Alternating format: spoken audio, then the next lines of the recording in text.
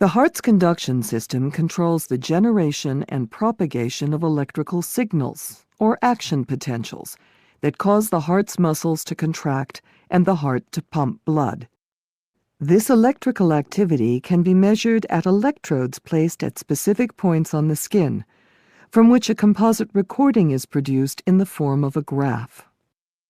This recording is known as an electrocardiogram, or ECG, sometimes referred to as an EKG.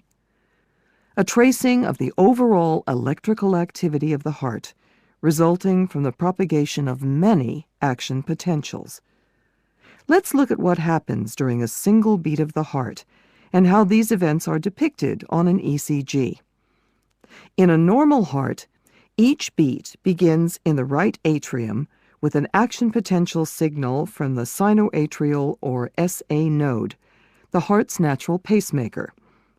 The signal spreads across both atria, causing the muscle cells to depolarize and contract, inducing a phase known as atrial systole.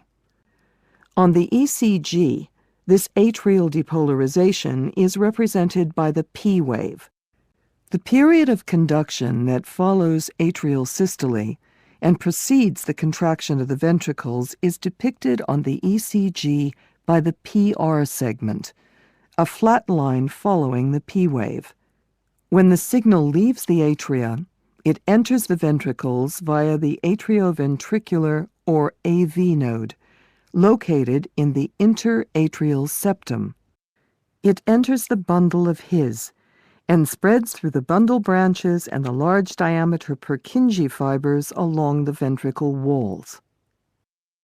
As the signal spreads through the ventricles, the contractile fibers depolarize and contract very rapidly, inducing ventricular systole.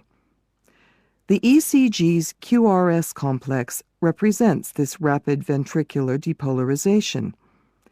Atrial repolarization also occurs at this time, but any atrial activity is hidden on the ECG by the QRS complex.